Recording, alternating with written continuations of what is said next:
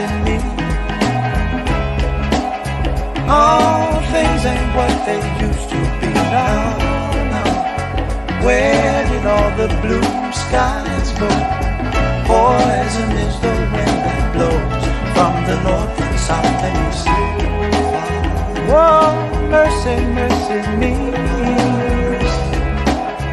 All things ain't what. Aspiring Authors Magazine is a founding sponsor for Da Crew podcast. Get featured inside the magazine and allow your voice to be heard around the world. Aspiring Authors Magazine is an international magazine founded in May of 2020 by Queen Angela. Get featured.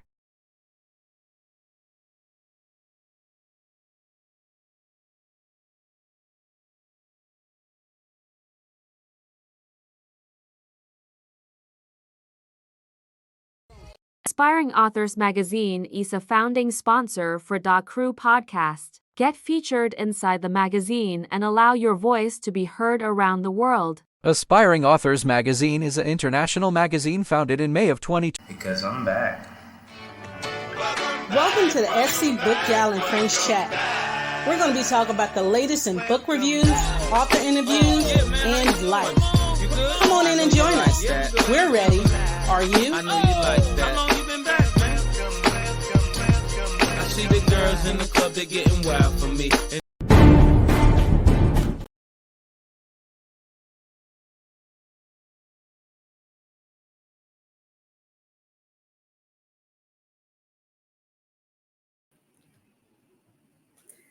Hey everyone, it's another Saturday night and you are with me, SC Book Gal 843 or Patrice Grimball. And tonight it is SC Book Gals and Friends Chat, but it's the solo edition. So I said tonight I'm going to talk to you guys about my first experience of the Public Library Association Conference. And there's another part of the first experience. Well, you know, this experience is a lot of first experiences. So let's just start from the beginning. I've been working for my county library for the past 19 years. And this past October, on the anniversary of my mother's death, I was awarded the Cynthia Graham Hurd Award. Now, y'all want to think, what in the world is the Cynthia Graham Hurd Award?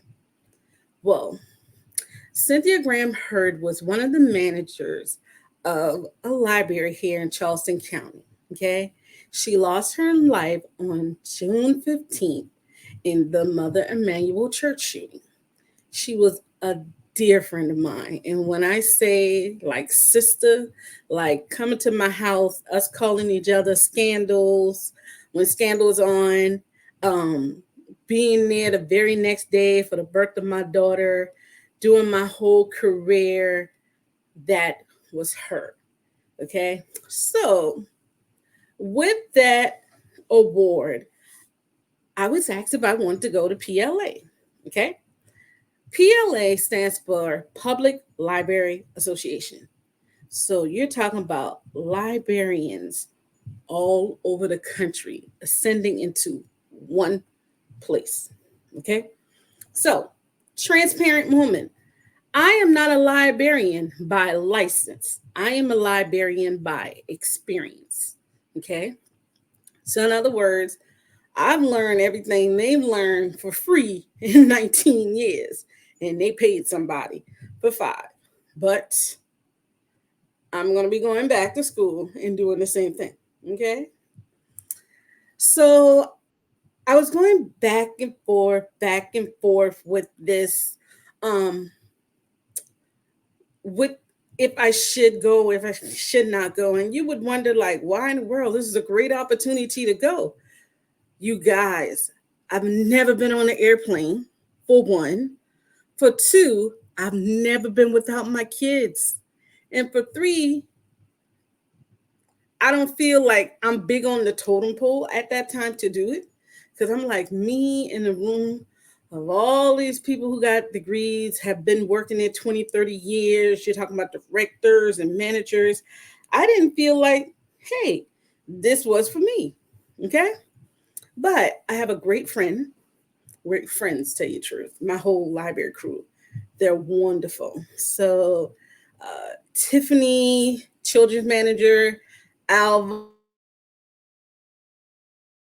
who I miss so much because he's at another branch, was my direct manager.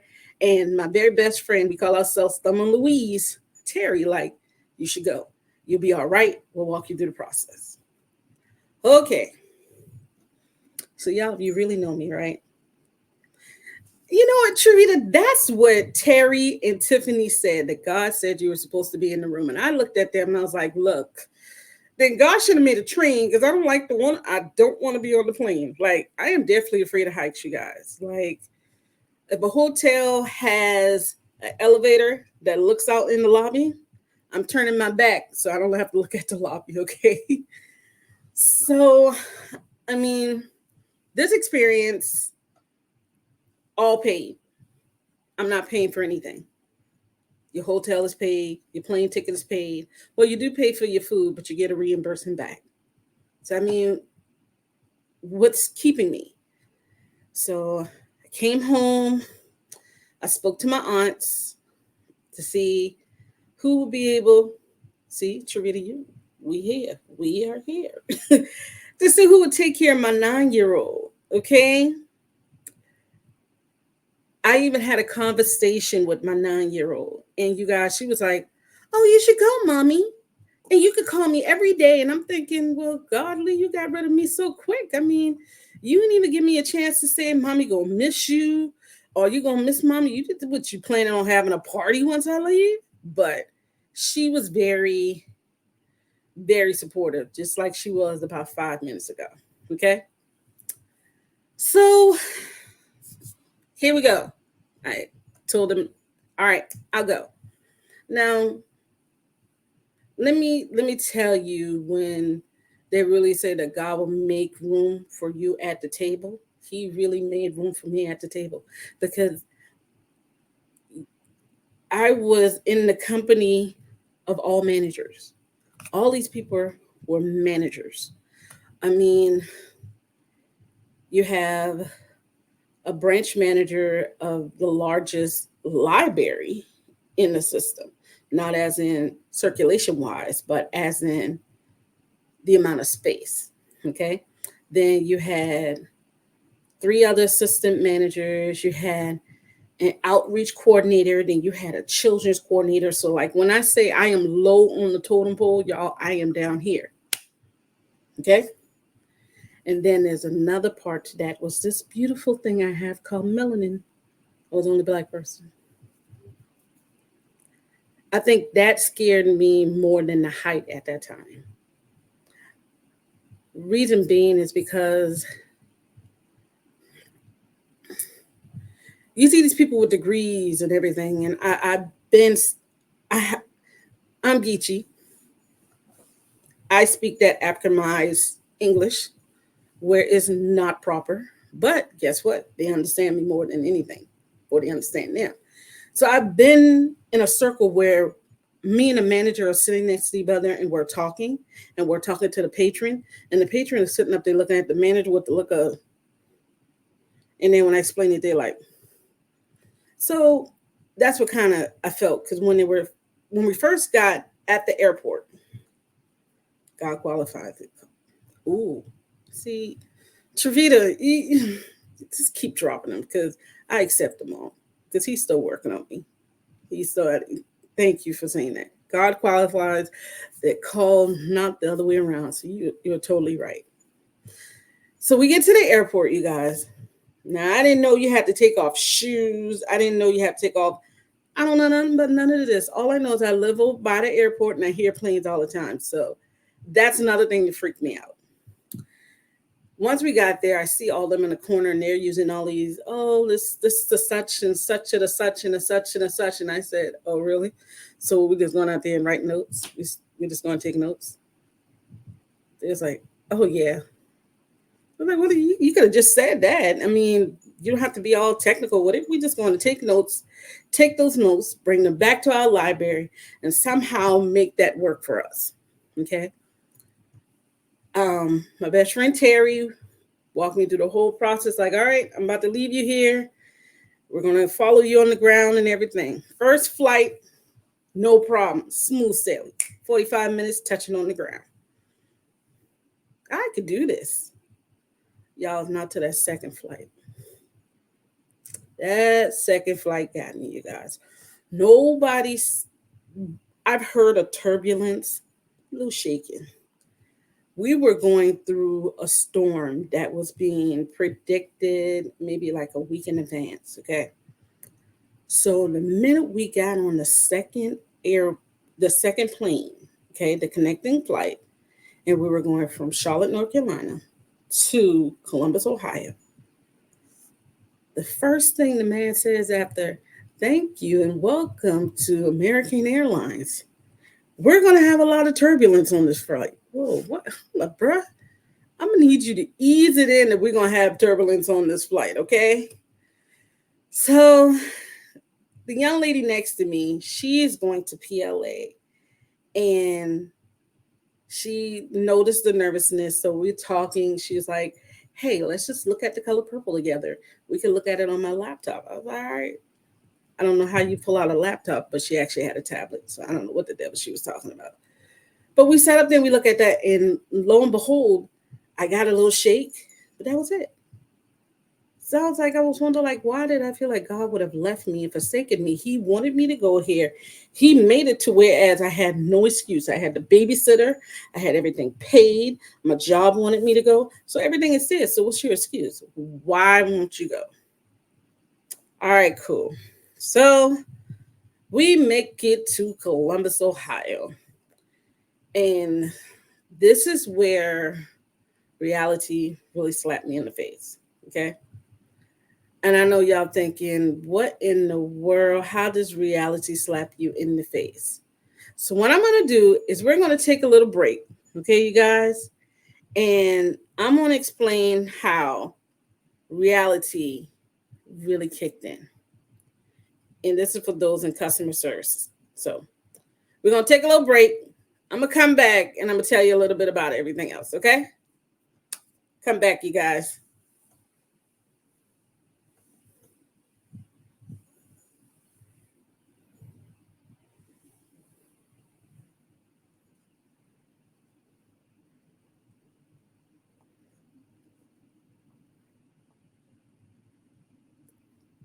So while we wait for everything.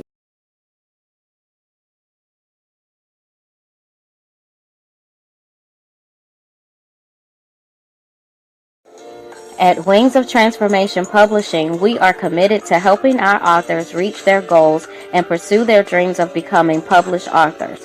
We work closely with each author to ensure a successful publishing experience, and we are dedicated to helping them tell their stories in the most meaningful and impactful ways. We look forward to putting you on the path to writing your book. Dallas Fort Worth.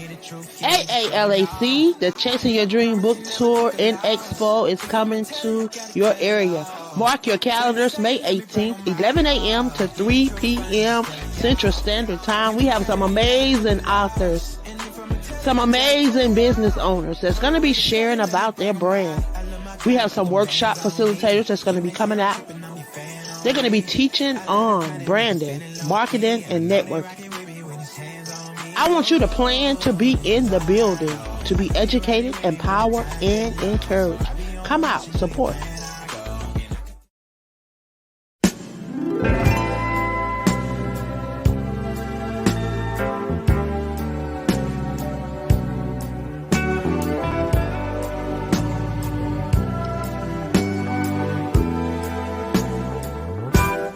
Turn off the lights and light a candle. Tonight I'm in a romantic mood. Yeah. Let's take a shower together. I'll wash your body, wash mine, yeah. Love me down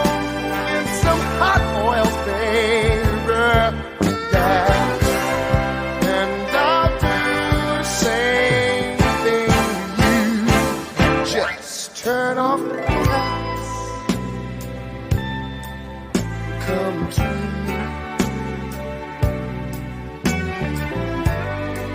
Girl, I wanna give you a special treat. You're so sweet. Turn off the lights. So now, remember when we left off? I just touched down in Columbus, Ohio. Okay. The weather is very bad because they were talking about tornadoes and floodings and stuff like that. But if you live in Charleston, you see that almost on a daily basis. So it didn't faze us any. Here was where I had to speak life and I had to speak the word into myself. We walk into the hotel. It's me and the crew, me and everybody from the library. It's like 4 of us. 1, 2, 3, 4. No, there's 5 of us. 5 of us. Okay. So we walk into the hotel and the gentleman, we was like, oh, we're going to run over, get our stuff, come back, our registration. So we are in the hotel. Okay. I'm on the phone back over here, talk to a night, saying I touched down, hang up the phone. So we're next, and the man said, oh, to everybody in a row. Now I'm behind them because, like I said, I was on the phone with my daughter. Oh, one by one. Oh, you're here for the conference. And you're here for the conference. All of our names on the same exact itinerary. There's nothing different. The man has, and looked at me and said, oh, and so what are you here for?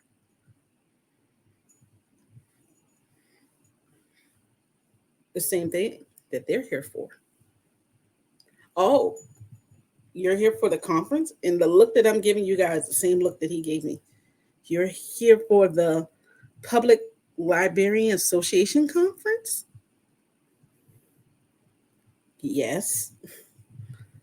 Oh, and your name is Patrice Smith. He looks, oh, okay. Oh, I didn't pull it out. He still has this look of like, really? So I don't know if you guys have been paying attention to my show, and I told you about this documentary that's coming out. Matter of fact, it's coming out in June, and it's called Are You a Librarian? That's the look that he was giving me. Like, are you really a librarian? Let us say I went in my room, and all of them are telling me they're sorry on the elevator. Like, yo, Treese, we're sorry. He shouldn't have thought that. He shouldn't. I was like, yeah, I'm all right. Yeah, I'm all right. So I went in my room. I had to speak life to myself. Like, you know what? God wanted you here. He made everything line up. Look, take what you can, soak this information, take it back. Use it for work. Use it for your podcast. Use it for your friends. Use it, use it, use it. So, first day of the conference, I'm walking inside this huge convention center. Beautiful convention center. Y'all, I can count how many people look like me. I could count. So at this time, everything the gentleman was saying and his facial expression all came rushing back to me.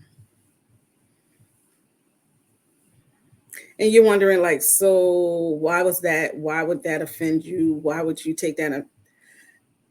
I take that because I've had so many incidents whereas my level of knowledge could not break through my color. In my community, that is big. And I love the fact that aspiring authors has this platform, whereas I can give African American author or authors of color a chance to talk about their books, promote their books, talk about their brand, talk about their journey to becoming an author. That is why. So kind of a way, me seeing this was a rededication to how I feel about being an African American reader. Okay.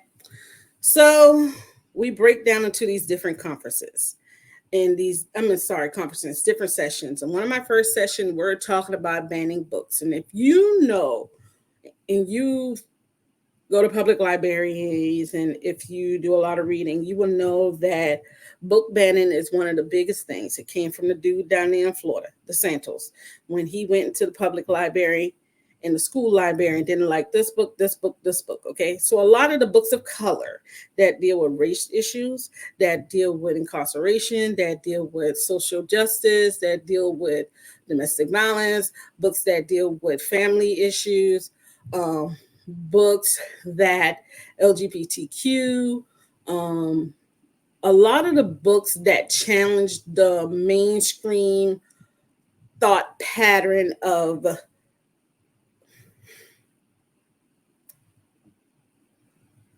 American beautiful history, we could say. All these books are being banned.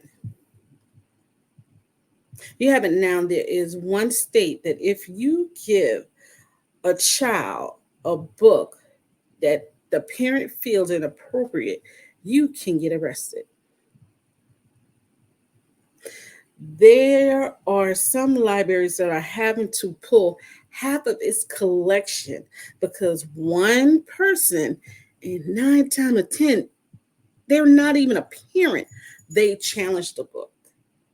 And what they do is they go online, they find the little juicy inserts, and they send it to the school or the public library and say, this book is inappropriate.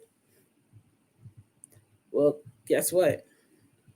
What's inappropriate for you might not be inappropriate for anybody else. It might be a conversation starter. And I always tell people about the story with my son when he was 12 years old. No, not even 12. He was 10 or 11 because he was still in elementary school. He got a book and he said, Mommy, I can't spell this word. I said, okay, what's the word? He said, condom. Hold up. I said, what's the word again? So he spells it.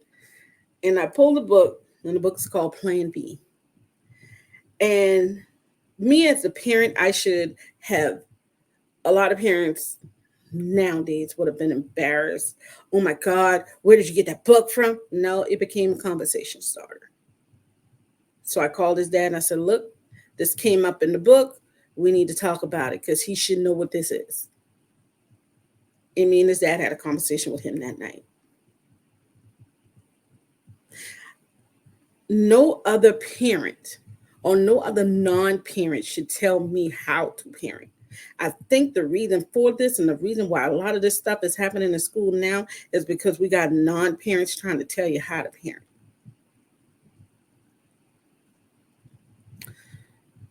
But we won't go there. That's a whole different thing.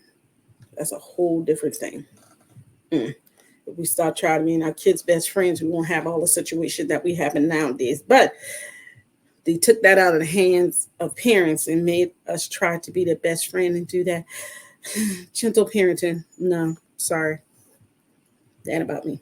But let's go back. So I'm sitting and I'm coming out the conference. And so my next section is about the Black Librarian Handbook. Okay.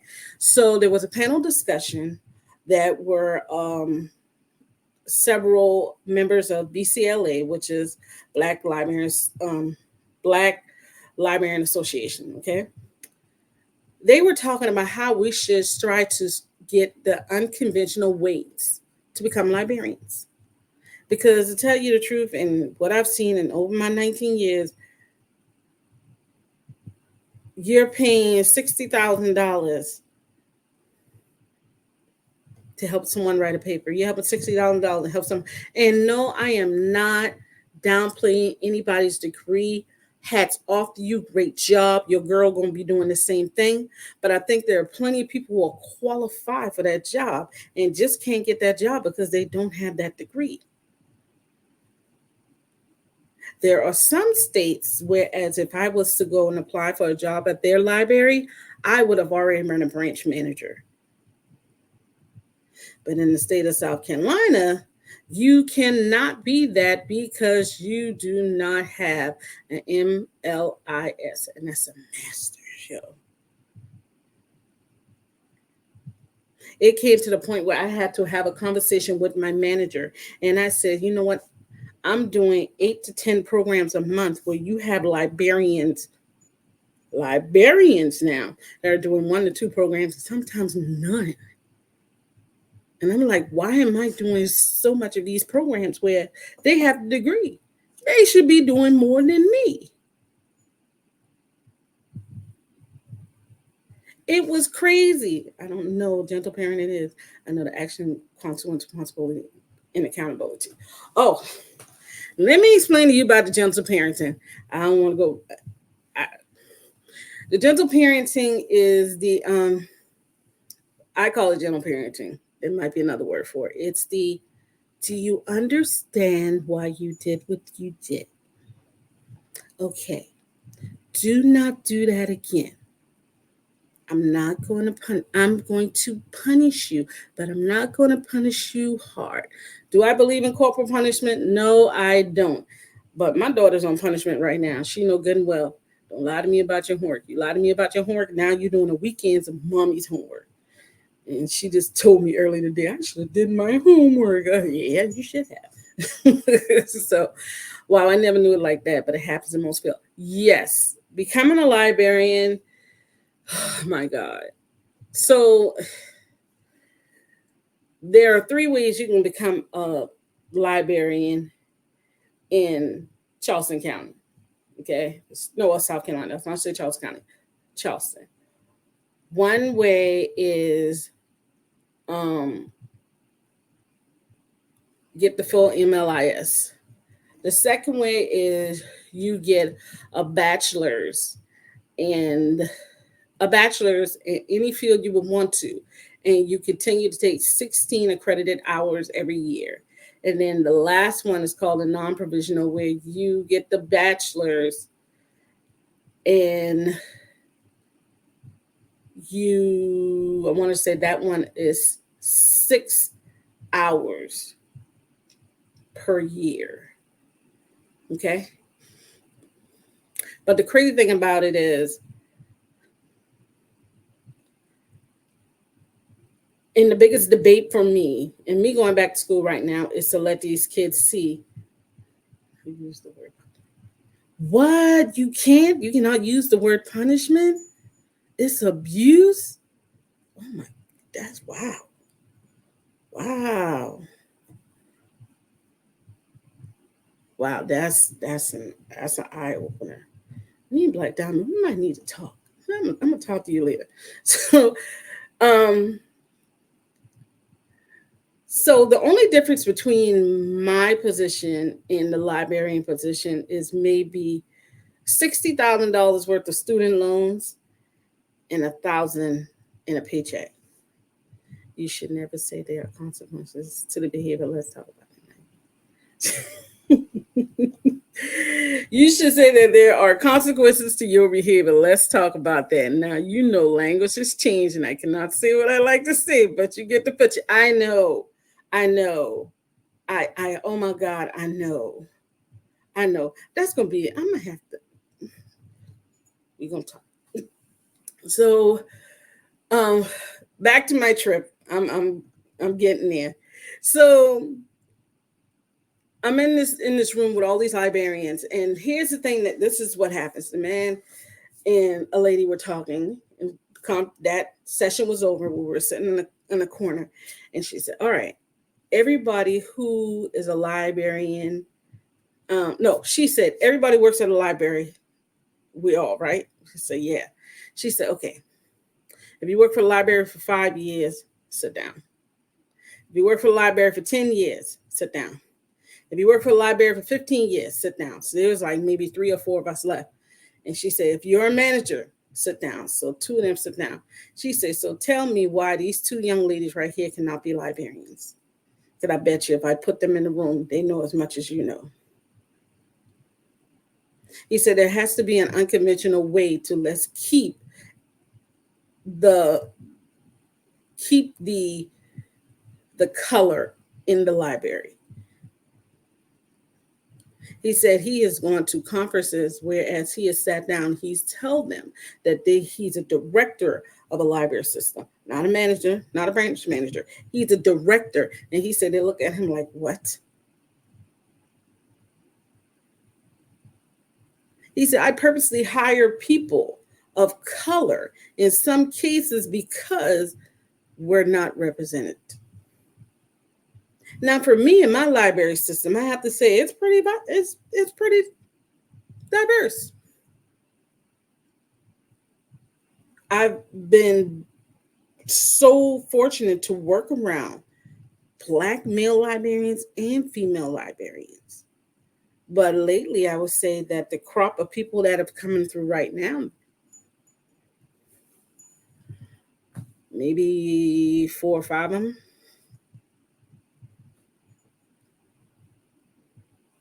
it's totally ridiculous. So, continuation of the whole entire trip, this is eye opening. Like, I'm in sessions and I'm the only person. I was once with the whole group, but by the end of the second day, I was by myself. It was like it was very eye opening. I can't explain it because I get upset and I get angry, and it gives me determination. Like, all right, you know what? I'm gonna go ahead and go to school, and I'm gonna show y'all how it does. And I attended a lot of sessions, and there was a mixture of how you can get student loans and how you can serve the homeless population, how you can help seniors over 55 come back into the workplace. So it wasn't like I was targeting just programs about African American and African Americans libraries, but I needed to see this for myself because I was like, this cannot be the world that we're in. This can't be. And it surely is. It comes to find out that one guy said that the librarian is a profession that has always been welcome if you're an old white lady. And that's all I saw. All I saw. Now, we could close up generation gap a little bit because I've seen a little bit more of the 40, 50s, you know. But when you saw somebody, you give the head nod. I would say I saw about maybe 5 or 10% of those that were having a Spanish descent.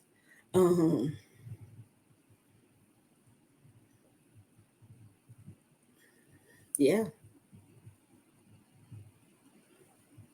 It was something across the board. Think about if we are at the bottom of the totem pole, and even worse for African American women.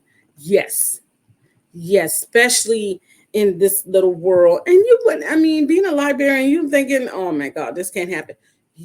There's one session that was called the Handbook of Black Librarians. There's a book that's going to be coming out that's going to do a history of those Black librarianship from first library to now. 7% African American. 7%. So this trip, coming back home, it was easy. We had a little turbulence, but it was Bridge Run weekend. So I came home, and it really made me think, like, you have to be up for this challenge, Trees. And that I am. I feel that I need to become a librarian because I need to show these little Black boys, little Black girls that, hey, okay, we can do it. And I did it after 19 years, and I went back. I feel that I have to prove people wrong. I feel that this is the path that God has sent me on. And technically, I just don't want to fail my daughter. I just don't want to fail my nephews, my nieces, my cousins, my son. So Black librarianship is an endangered species. And this girl want to put some life back into it. So I want to thank you guys for listening to my little trip and how I overcome the craziness of the crazy. Next week, until I meet you, Patrice, my kids never seen them. So I have a comment from Black Diamond. Until I met you, Patrice, my kids have never seen an African American librarian. I'm proud to say I know you and an African American woman librarian. I've never seen one. When I first started working at the library, I've never seen one. The first person I saw was my mentor, Cynthia Graham Hurd. And when I saw her, I thought she was just like a circulation manager. And she said, no, I'm a Black librarian. Oh, okay. And then she introduced me to Miss Kim Williams. And then I met Mr. G, and he is a Black librarian. And then I met Mr. Ray. And then I have Mr. Vaughn and Haley and Miss Tiffany. So now I'm surrounded by all these Black librarians. So that's why I say I didn't know the statistic until I actually see it for myself.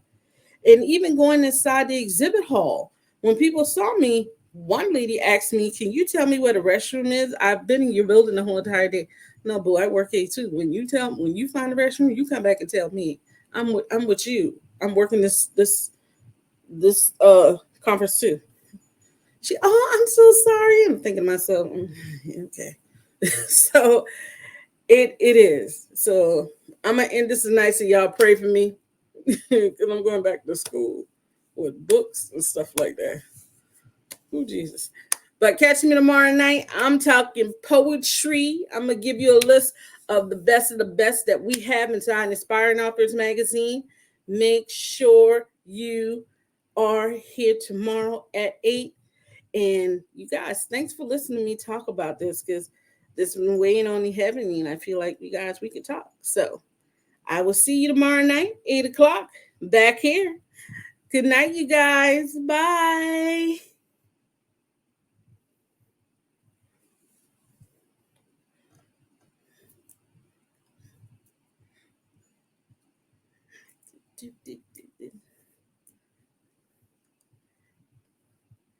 Yes, I'm gonna go to mercy, mercy me. All things ain't what they used to be now. Where did all the blue skies go? Poison is the wind that blows from the north, the south, and east. Whoa, mercy.